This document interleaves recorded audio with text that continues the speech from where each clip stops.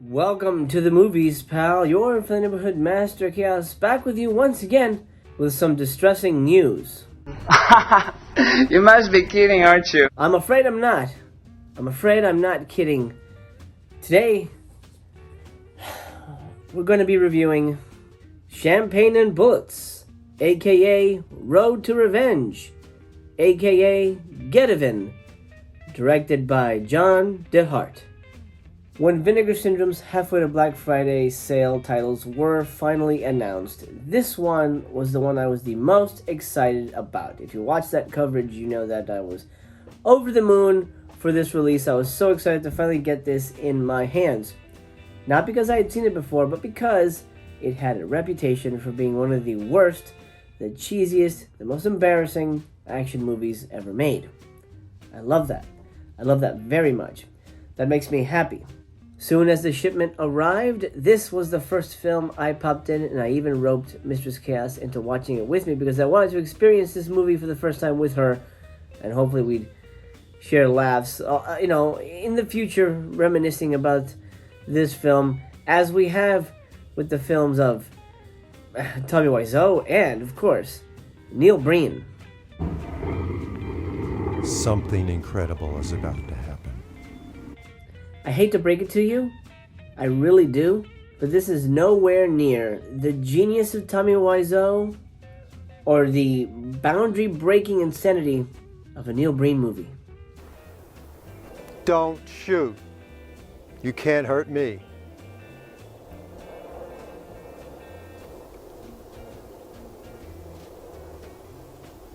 Also, heads up, Champagne and Bullets is not really an action movie. It's not really an action movie. And I think you're catching what I'm throwing.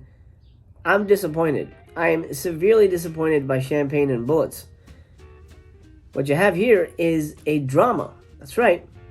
A drama about a 60-year-old man who's dating a 20-year-old Playboy playmate. She's not a Playboy playmate in the movie, but she was in real life.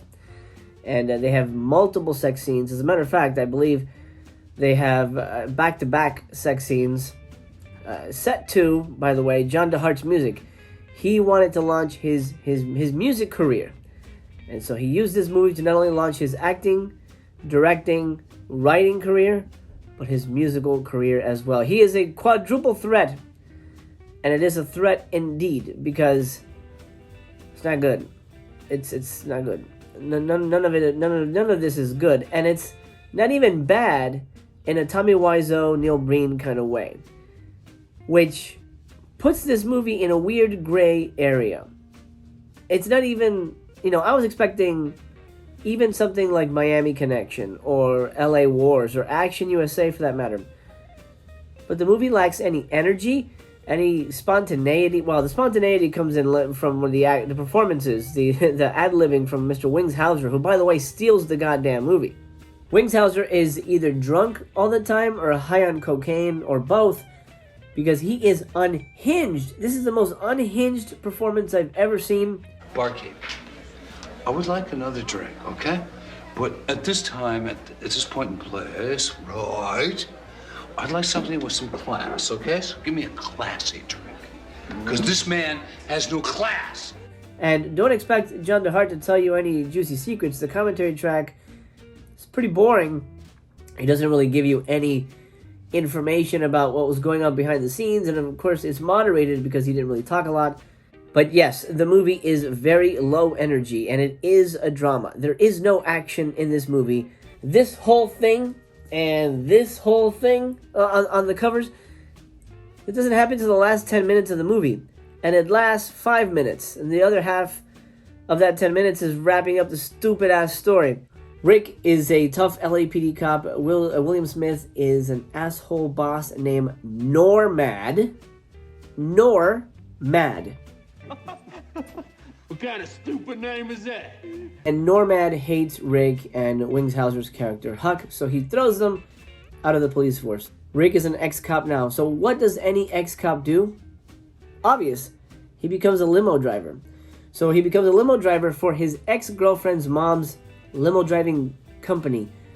But the mom also owns a honky-tonk / strip bar.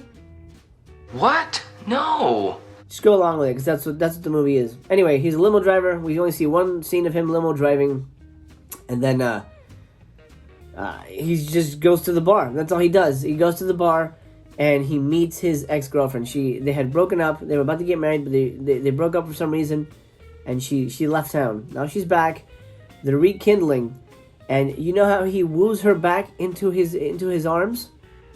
Well, he sings her a beautiful song. It's time to go home, you're gonna jump in your car. I know I gotta stop you cause my heart's on fire. You say jump in, let's go for a ride. Maybe we'll do a shimmy in the slide. Your heart's on fire when I grab you by the hand. What you have just seen is the best scene in the movie.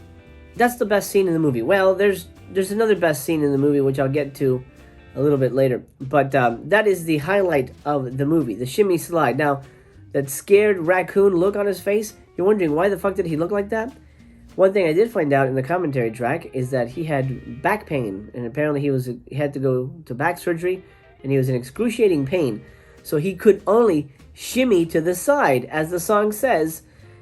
So that's why he looks like he's doing it at gunpoint, because he's in excruciating pain. It makes the scene even better, in my opinion. He meets up with his ex-girlfriend. They rekindle their relationship. Subplot. That's the subplot, by the way.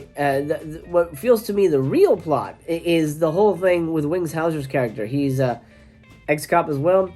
His wife left him. Turns out she's sleeping with Normad. It's just a mess. And she wants her alimony, but he's not gonna pay because he's a drunk, coked out freak. Electricity, huh?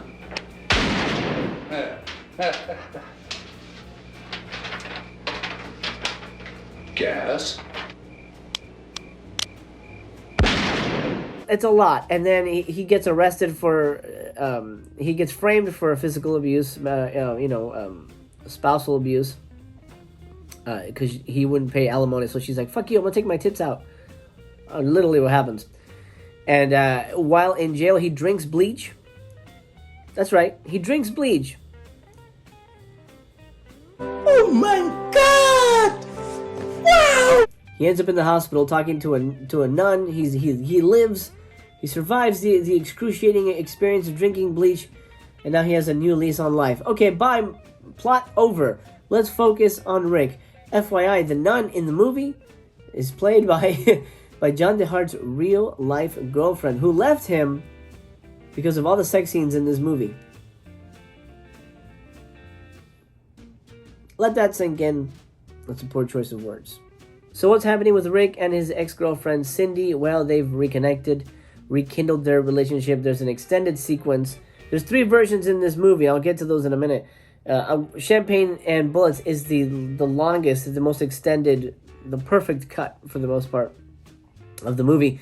There's an extended sequence where he rubs ice on her nipples. Yeah, I guess she likes that. Anyway, relationship rekindled, and they're just sitting, on a swing one day, and she explains where she went when they broke up, and she left town. What happened to her? I wonder what happened to her. Did she go to the meditation center? Did she do like a yoga retreat? Oh no, not at all. She met up with some strange guys, started taking drugs, and joined a satanic cult. What? I mean, at that point, any normal person would say, "What the fuck? You did that after we broke up? I don't think I know you. I think this relationship is over." Nah, but he's cool. He's like, it's okay. We'll fix it. And she goes, "Oh yeah, and they sacrificed a baby. And so I decided to leave." So she was cool worshiping the devil all of a sudden. But when they killed the baby, and then, I think anybody would say, like, "Oh shit, that's a bit much. I like goats, but geez, man." After she tells him this, she says, "I think they're out to get me. They said that they would try to kill me because I knew too much and I saw the sacrifice and blah, blah, blah." That's our plot. That comes in about the 45, 50-minute mark. This movie drags its ass. And I'm sorry to say that that's my opinion of it, but it is so dull, and it should be non-stop hilarious, but it isn't. There's something about it that's so dull that it's shocking to me it's shocking to me how uninteresting and not entertaining this movie really is. You are tearing me apart! I'm stunned. I'm 100% stunned. I'm not going to reveal a lot of the plot. I don't want to give any spoilers away. Needless to say, the cult does come back, and that leads to the road to revenge, where he has to get even. Also, there's wow, I'm not going to get into it. There's a super cheeseball ending that's just the icing on the Mongolic cake here for this movie. Overall, what you have here. I forgot to mention. After he tells, this is the second best part. After she tells him everything about the baby sacrificing, devil worshipping, drug taking thing, she's like, "Oh, are you still taking acting?" And he goes, "Oh yeah. Do you want to hear me do Shakespeare?" And she's like, "No." And he's like, "Come on, one last time, for old time's sake." And the motherfucker does Shakespeare. To be or not to be, that is the question. There are two scenes in this movie that are just brilliant. The Shakespeare sequence and the shimmy slide. Brilliant. The finale, the action, when we finally get to the action part of the movie, is fine, but it's nowhere near as satisfying as anything in Miami Connection or LA Wars or Action USA. So I'm sad to report that this movie does not reach the heights of insanity and just joyful glee that those movies bring to the table. There's a bizarre scene where he's laying in bed. His girlfriend comes over, in her lingerie. Pay attention to this if you guys get this. He has a champagne glass because he's always drinking champagne. He's gonna put it on the table, so he reaches over to put it on the table, and then a hand comes into frame, grabs the glass, and takes it. What the hell is that? Did nobody notice that? Cut that.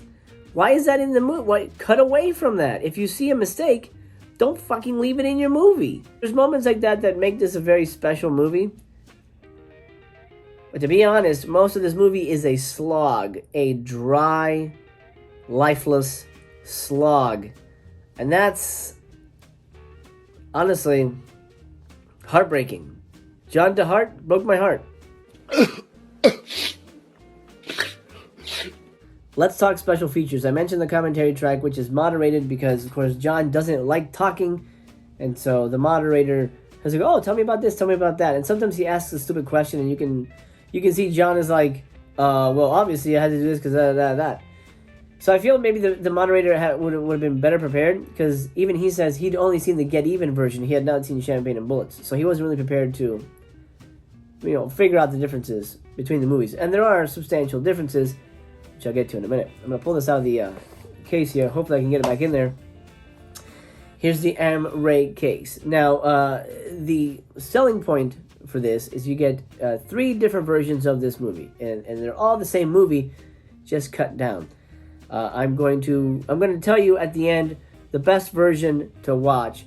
But let me run down the differences. You have Road to Revenge, which is about an hour and 14 minutes, something like that. That's the worst version.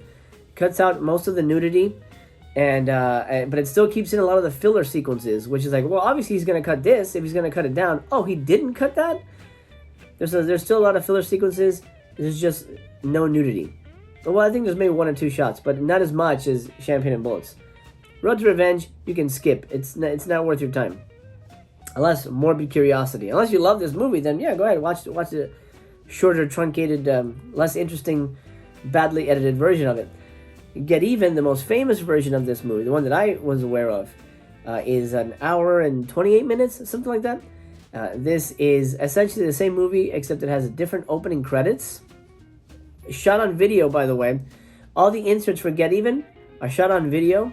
There's even a shot, probably the most famous thing you've seen from this movie is John DeHart training. This is really cheeseball training montage. Well, that's only in Get Even. And if you can tell, John is way older in those scenes, and they're shot on really shitty video.